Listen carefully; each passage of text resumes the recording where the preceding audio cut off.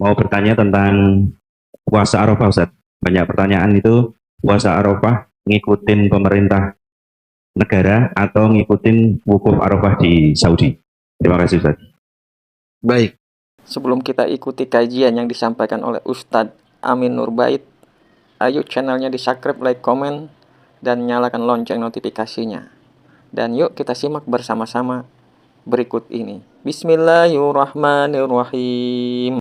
Puasa Arafah itu mengikuti pemerintah negara ataukah mengikuti hari wukuf di Saudi? Pemerintah puasa Arafahnya tanggal berapa? 9 Dzulhijjah. Nah, Saudi 9 Dzulhijjah juga. Ya. Baik. Kalau pemerintah hari apa, Pak?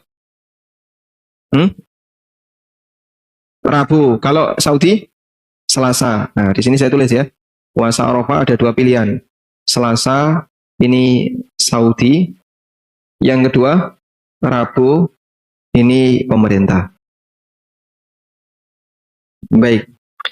Sebenarnya perbedaan pendapat seperti ini di negara kita ya.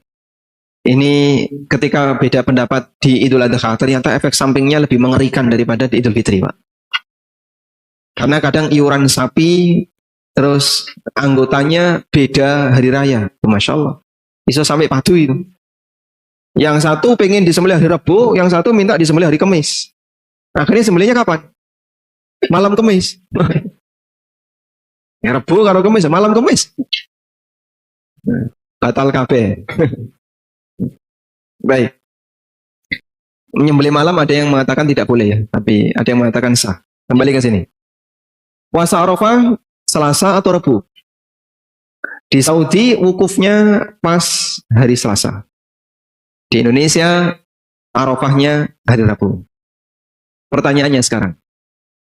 Puasa Arafah itu dilakukan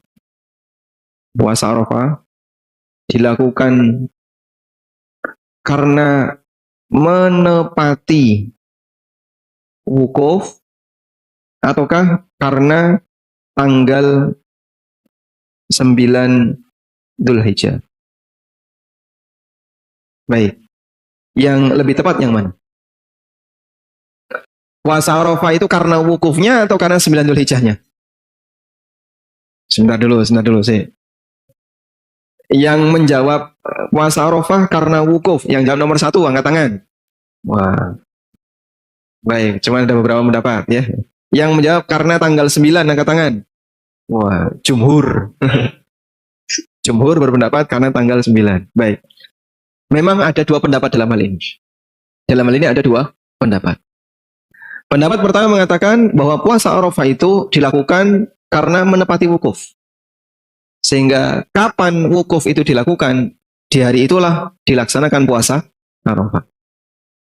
Meskipun beda tanggal antara negara kita dengan negara selain atau dengan di negara yang di Saudi. Ya. Pendapat kedua mengatakan puasa Arafah itu karena tanggal 9. Pokoknya anggere wis masuk tanggal 9 ya puasa Arafah. Kalau belum tanggal 9 maka tidak boleh atau tidak puasa Arafah. Berarti puasanya tarwiyah tanggal 8. Baik. Dulu saya mengikuti pendapat yang pertama. Dulu ya. Saya ngambil pendapat ini. Sehingga saya pertahankan namanya puasa Arafah ya harus dilakukan tepat saat orang itu wukuf di Arafah. Karena penamaan itu memberikan sebab. Saumu yaumi Arafah. Puasa hari Arafah. Berarti puasa ini dilaksanakan ketika ada kejadian di Arafah. Apa kejadian di Arafah? Ibadah wukuf yang ada di Arafah. Nah, lalu belakangan saya pindah ke sini. Kayaknya kok yang lebih benar karena pertimbangan tanggal 9 Dzulhijjah. Alasan kenapa saya pindah ke sini itu begini. Islam itu adalah agama rahmatan lil alamin. Karena Islam itu rahmatan lil alamin, maka dia bisa diterapkan di sepanjang waktu. Di sepanjang waktu. Artinya di sepanjang waktu gimana Pak? Tidak mengenal ada teknologi dan tidak. Islam bisa nggak diterapkan di zaman sebelum ada teknologi? Bisa. Islam bisa nggak diterapkan di zaman penuh dengan teknologi? Bisa. Sebagaimana Islam bisa diterapkan di zaman penuh teknologi, Islam juga bisa diterapkan di zaman tanpa ada teknologi. Dan adanya teknologi komunikasi, kok kan data ya entek. Ya. Sehingga teknologi komunikasi yang datang belakangan ini tidak ada di masa silam. Sudah? Maka bayangkan orang yang hidup sebelum teknologi. Orang yang hidup sebelum teknologi. Kira-kira Pak, puasa Arafahnya ikut yang mana Pak? Hah? Puasa Arafahnya gimana? Yang hidup di zaman tahun 32, kalau tahun 40 sudah ada telegram ya? Ada. Belum ada WA kan dulu, tapi sudah ada telegram ya. Ada fax, itu tahun berapa fax? Faksimil. Belakangan ya. Kalau yang ngirim pesan dulu pakai apa? Zaman Londo itu. Hah? Telegram. Katanya pakai telegram. Mbah piye itu teknologinya? Katanya pakai telegram. Itu pun adanya di kota-kota besar. Tahun 40-an. Ketika mendekati kemerdekaan atau di sekitar kemerdekaan. Tahun 30-an, 1930-an, itu puasa Arafahnya ya. Mau nggak mau harus tanggal 9 Dzulhijjah. Sehingga nggak mungkin ini harus sesuai dengan wukuf. Piye carane? Yo ngirim jin apa-apa ngono. Jin kirim, kamu perhatikan di sana ya. Nanti kalau sudah wukuf balik lagi ngasih kabar ke sini. Apa bisa, Pak? Islam membutuhkan kedatangan jin. Sehingga tidak mungkin ini bisa dilakukan kalau tidak mengacu kepada hilal. Dan hilal itu bisa diakses dari siapapun, dimanapun dia berada, meskipun dia nggak punya teknologi. Sehingga bisa jadi di Indonesia belum lihat hilal, di Saudi sudah lihat, di sana wukuf, di sini masih tanggal 8. Kalau kita mengakui Islam sebagai rahmatan lil alamin, pertimbangan ini harus dipakai. Bahwa agama ini tidak butuh teknologi. Islam sempurna walaupun tidak ada teknologi. Dan sebagai konsekuensinya, berarti orang ketika beribadah, dia hanya bisa menggunakan metode tanpa teknologi. Nah, ketika itu kita bisa lihat kehadiran teknologi tidak mempengaruhi perhitungan waktu. Dipahami ya? Baik. Maka dari sinilah kami kemudian menyimpulkan berarti yang benar ini ya lebih tepatnya karena tanggal 9. Karena kalau menepati wukuf akan ada jutaan kaum muslimin yang mungkin tidak bisa tepat di waktu ini. Karena mereka hidup jauh sebelum ada sumber informasi secepat yang bisa disampaikan di zaman sekarang. Wallahu a'lam. Baik. Nah, silakan. Waalaikumsalam warahmatullahi wabarakatuh. Ini.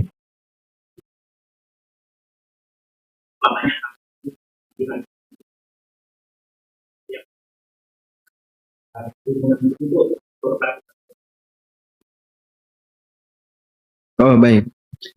Untuk biaya operasional diambilkan dari iuran sahibul kurban. Itu boleh atau tidak? Jawabannya boleh. Nah, seperti tadi sudah kita sampaikan bahwa biaya operasional bisa diambilkan dari iuran pribadi sahibul kurban.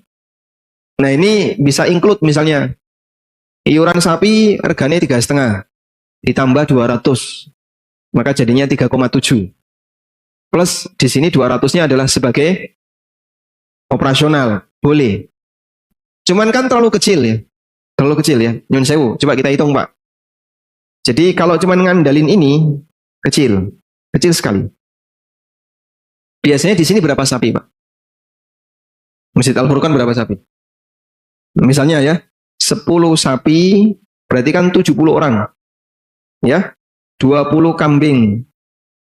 Berarti berapa? 20 orang. 20 orang. Total 90 orang. Udah? Mau ditarik iuran berapa? Semuanya 200. Semua 200. Kambing maupun sapi 200 ya. Kalikan 200.000. Berapa ini, Pak? 18 juta. Baik, 18 juta untuk bayari jagal 10 sapi. Berapa jagal satu itu? Satu sapi berapa? 600. Berarti 6 juta sendiri. Kambing sukarela dibayar 100 misalnya ya. Maka kambing 2 juta. Berarti jagal tok itu 8 juta. Sisa 10 juta. 10 juta sewa tenda, gelar tiker, snack, plastik, mungkin nggak cukup. Ya kalaupun cukup ya hemat sekali gitu ya.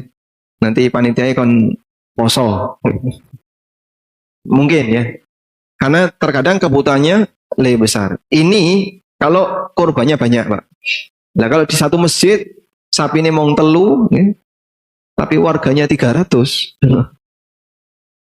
Itu jadi iurannya terlalu kecil. Makanya mungkin bisa ditambahkan dari iuran warga untuk membantu agar tidak terlalu memberatkan sahibul kurban. Silakan duluan. Ya, Assalamualaikum Ustaz. Waalaikumsalam warahmatullahi Ini kejadian bahwasanya di daerah itu ada seorang takmir yang memberikan utangan kepada jamaah untuk ikut berkurban. Jadi kurban itu diutangi dulu. Nah, nanti nyaur, tetapi uang ini uang kas masjid, Ustaz. Yang dipakai ngutangi uang kas masjid? Iya, kasnya masjid. Ini boleh atau tidak, Ustaz? Terima kasih. Assalamualaikum. Waalaikumsalam warahmatullahi wabarakatuh. Nah, kalau kurban pakai utang itu boleh ya. Kurban pakai utang boleh. Coba kita lihat di sini. Waqala Sufyan Ats-Tsauri. Sufyan Ats-Tsauri bercerita. Dulu Abu Hatim berutang untuk membeli seekor onta. Lalu ada orang yang bertanya, kamu utang untuk membeli seekor onta?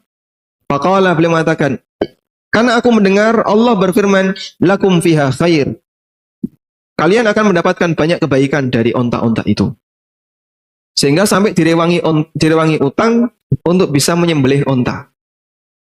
Maka ini bukti bahwasanya, dan ini ulama yang disebutkan dalam tafsir Ibnu Katsir kisah ini. Ini salah satu di antara bukti bahwa kurban dengan utang hukumnya boleh. Cuman yang jadi masalah, boleh nggak pakai uang kas takmir? Jawabannya, boleh asal minta izin ke seluruh jamaah. Jadi pas sebelum Jumatan itu, dikasih pengumuman, ya. Para jamaah sekalian, ya, kami mohon izin bahwa uang kas masjid ini akan kami utangkan kepada jamaah yang mau kurban. Ya. Nek gak dibalang sandal, lanjutkan. Karena ini pelanggaran uang milik umat. Kalau mau serius kayak gitu, coba cari orang-orang kaya. Pak, bisa nggak kita utang? Nanti kita akan utangkan kepada orang yang mau kurban. Terus nanti dibayar. Insya Allah itu akan lebih bagus agar tidak menggunakan uang kas masjid. Apakah sahibul kurban boleh minta lebih dari 1/3 bagian dari hasil kurban? Misal kurban 1 kambing lewat panitia lalu minta 2 paha dan hati. Boleh ya. Boleh minta lebih dari 1/3. Selama tidak digerenengi masyarakat. Ini digerenengi berapa? Ya, itu resiko Anda ya. Sahabat kajian Jalan Menuju Surga yang berbahagia. Demikian kajian ini saya sajikan. Semoga bermanfaat, menambah literasi cakrawala berpikir kita untuk tetap berada di jalan yang lurus dalam naungan rahmat dan petunjuknya, juga dalam ridhonya Allah Subhanahu wa Ta'ala, menuju surganya kelak pada hari kiamat nanti. Atas segala perhatian dan dukungannya, saya ucapkan terima kasih. Dan saya sudahi perjumpaan kajian ini dengan mengucapkan wassalamualaikum warahmatullahi wabarakatuh.